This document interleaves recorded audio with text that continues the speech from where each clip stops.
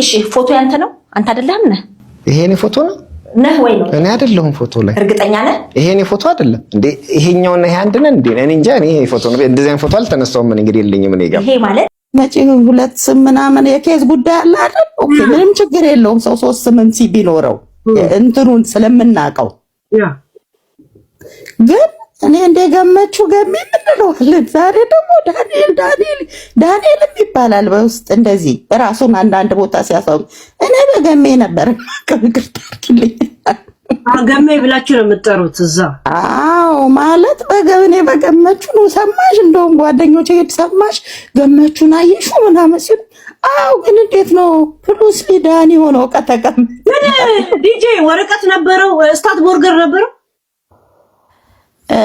I don't think so እንደሱ አለ እንጂ ብቻ የሆነ ትዝ ይልሽ ከሆነ እዚህ አንድ ልጅ ነበረ ሶማሌ የተባረረ 26 አመት እዚህ የኖረ ሆስፒታል ውስጥ የሚሰራ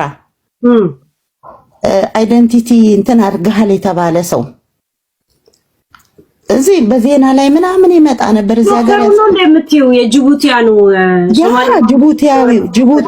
ጅቡቲ ሶማሌ ያ ሶማሌላንድ ነኝ ብሎ ነበር ከይዘ ሰጠው ያ ከይዙ ከዛ ከጅቡቲ እንደሆነ ታወቀና የተባረረው ልጅ ማለት ነው እሺ ከሱ ኬዝ ጋር የሚመሳሰል ነገር አለው ይሄም ግን እቺ በአይደንቲቲዋ ጉዳይ ነው ያው ሲሰጥ ኬዝ ሲሰጥ አላቅም በምን እንደተነካካ ዲቴሉን ግን ለማንኛውም እኔ የምለው እግዚአብሔር ይርዳው ግን ካርማ ነው እሷን እንዳስለቀስ አደባባይ አልቅሷል አሁን ልጆቹ እናትስ እያለቀሰች አይደለም ወሬ አልሰማሽም እኔ ምንም ወሬ አልሰማሁም ይቅርታ ኤልዬ እኔ ምንም አልሰማሁም ጽዱ ነኝ ከወሬ ያው እናንተን ነው የምሰማው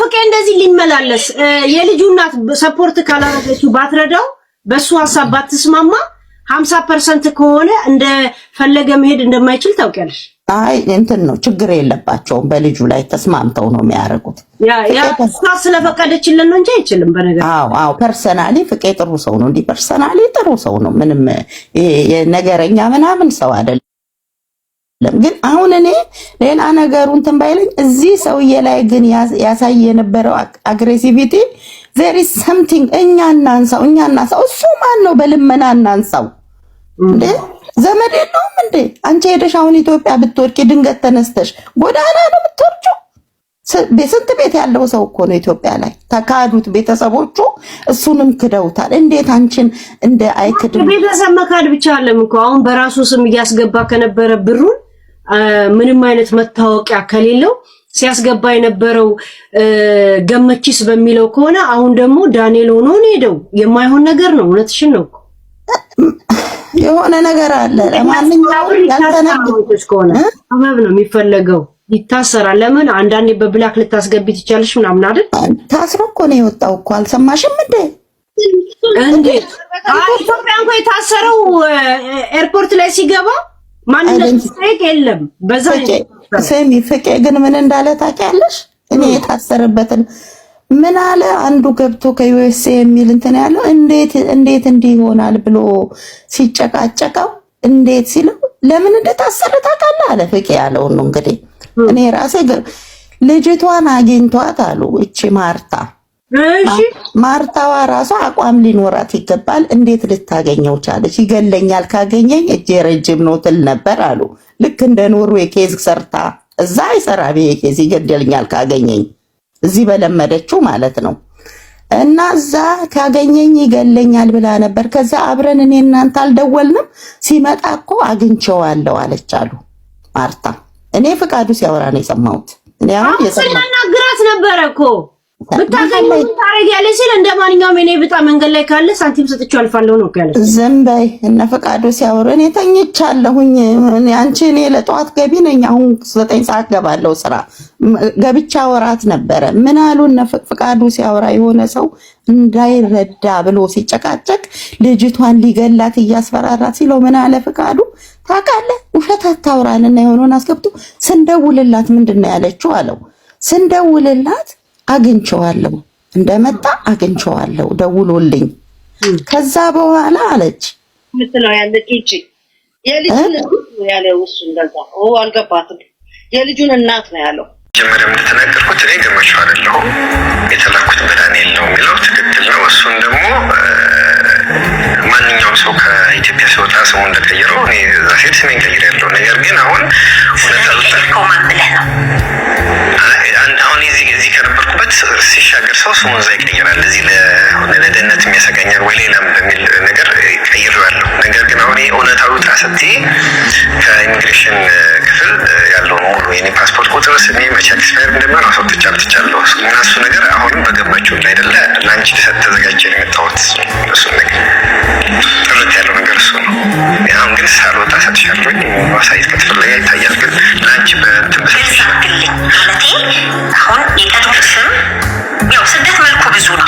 የቀድሞ ስሜን እዚህ ከማንሳት በፊት ገመቹ እንዳልሆነ የመጣሁበት የእነሱ የላኩን በገመቹ ነው አይደል? አሁን ገመቹ አይደለሁም ብዬ ራሴን ዲፌንስ አደረግ ገመቹ አለመሆኔን የኢትዮጵያ ኢሚግሬሽን ሄጄ ገመቹ እንዳልሆንኩ ማን እንደነበርኩ የተጠራበት ስሜን ፓስፖርት ቁጥሬን ምናምን ሼክስፒር እንደሚያደርግ ማስወጥቼ ስትወጣ ዳንኤል አይደለ ዳንኤል ግን ገመቹ አይደለም። ገመቹ ግን አይደለም። እሱ ነው መጥራት በስደት አብረውክ የነበሩ ጥገኝነት በምትጠይቁ ሰዓት አብረውክ የነበሩ ኢትዮጵያውያን ነበሩ።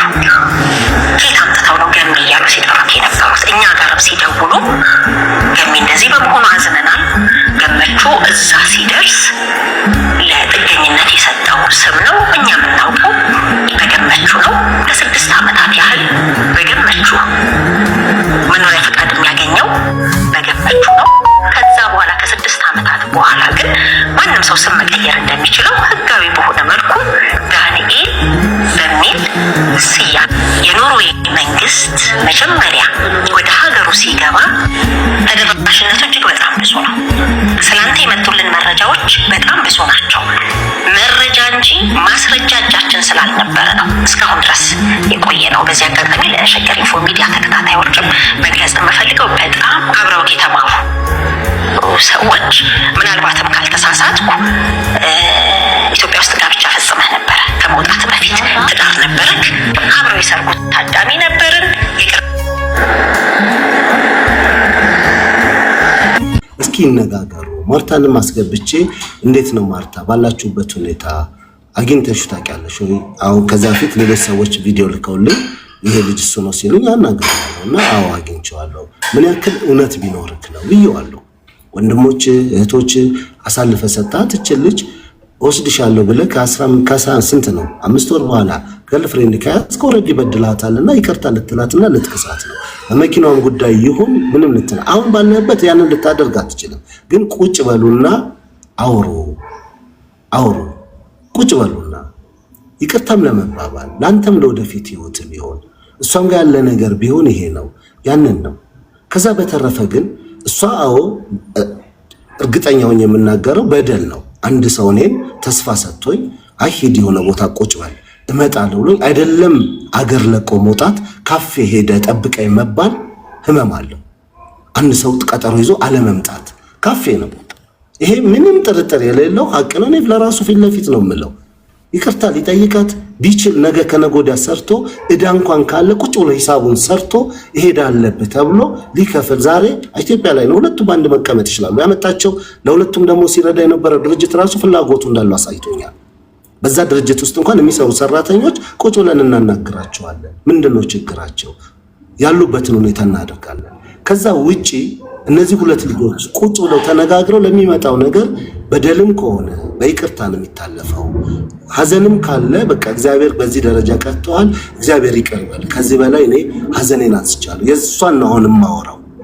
የማርታን ስፔሲፊክ አውጥቼ የማወራው ሚዲያ ላይ ስለወጣች እኔም በስላናገርኳት በደሏንም ደግሞ በግልጽ ለራሱም ይሄ አላየኸው ከሆነ በዚህ በዚህ በድላታል ብዬ ቁጭ ብዬ ነግሬዋለሁ ከሚዲያም ውጪ ላይ። ይሄንን ሐቁን ነው የምነግራችሁ። ሁለቱ ጋር አለ ፉክክር አለ የጭቅጭቅ አለ አያገባኝም። የሁለቱ ጉዳይ የኔም ቢዝነስ አይደለም። ግን እንደ ሰው ያያችሁትን ትፈርዳላችሁ ወይም ያያችሁትን ትናገር ሰው ስለሆንኩኝ ይሄ እኔ እህቴ ብትሆን እንዴት እንደምናደድብህ በዚህ ደረጃ ነው መበሽከብህና ሰው ቢበሽክ ትክክል ነው።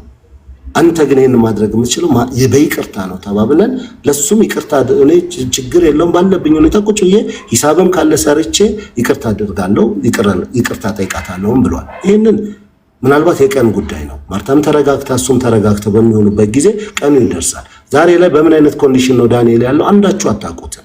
እኔ አብሬው ነኝ ቀን በቀን ያለሁት። ቀን በቀን የማያቸው ለውጦች አሉ። ስትረስ በበዛበት ጭንቀት በበዛበት ቁጥር ካለበትም በላይ መጥፎ ሁኔታ ላይ ሊገኝ ይችላል። ነገ ማን ነው ተጠያቂው ብትሉ እኛው ራሳችን ነን። ጭንቀት ውስጥ መከራ ውስጥ የምንከተው ሰዎች ነው። ስለዚህ ተረጋግቶ ይሄንን ነው መወሰን የሚችለው። ከዛ ውጭ ግን ከ18 ዓመት በፊት ሌላ ቦታ ሰው በድሏል፣ ከ10 ዓመት በፊት ኖርዌይ ላይ እንዲያድርጓል፣ ከ5 ዓመት በፊት ይሄን አድርጓል፣ ከዚህ በላይ እንዲያድርጓል ካላችሁ እኔ እናንተን ነው የምጠይቃችሁ። እናንተን ተበድለናል ባዮቹ እውነት ህግ በነበረበት ሀገር አልነበረም? ሰው አልነበረም? ኖርዌይ ላይ የምታውቋቸው ወዳጅ አልነበሩ? እውነት የኖርዌይ መንግስት ለአንድ ዳንኤል አግዞ እናንተን ጨቁኖ ነው ወይስ ምንድን ነው? በዚህ ደረጃ ያልተጓዛችሁት? ስለ ዳንኤል እያንዳንዱ ነገር ስታወሩ የምታወሩበት መንገድ ለኔ ጥያቄ ስለሆነ